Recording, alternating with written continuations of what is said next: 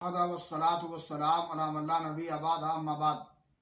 नाज़रीन कराम, किसी मुसीबत और परेशानी से दो चार होने के बाद मौत की आरजू और तमन्ना करना इस्लाम में मना है, क्योंकि मौत की आरजू करना इस बात की तरफ इशारा करती है कि आरजू करने वाला अल्लाह की तकदीर पर राज़ी नहीं है। हाँ, अगर मौत की आरजू लाजमी और ज़रूरी हो तो इन अल्फाज में दुआ करना चाहिए, अल्लाहुम्मा अहयिनी मा कानतिल हयातु खैरन ली व तवफ़्फ़नी इदा कानतिल वफ़ातु खैरन ली। सही बुखारी शरीफ की रवायत है।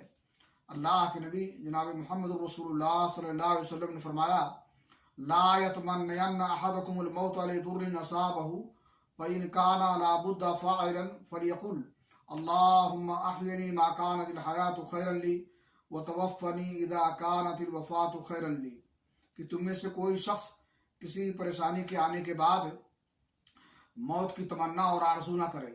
हाँ, अगर एक आरजू ज़रूरी हो तो ये दुआ करे कि अल्लाह ताला मुझे तो उस वक्त तक ज़िंदा रख जब तक ज़िंदगी मेरे लिए बेहतर हो, और तू मुझे वफ़ात दे दे जब वफ़ात मेरे लिए बेहतर हो। अल्लाह रब्बुल आलमीन से दुआ है कि अल्लाह ताला हमें तौफीक बख्शे कि हम आई हुई परेशानियों को अंगेज़ करें और उन पर सब्र करें, और अल्लाह रब्बुल आलमीन से अजर व सवाब की उम्मीद रखें, और मौत की तमन्ना और आरजू किसी परेशानी की वजह से न करें। वाखिर अल्हम्दुलिल्लाहि रब्बिल आलमीन।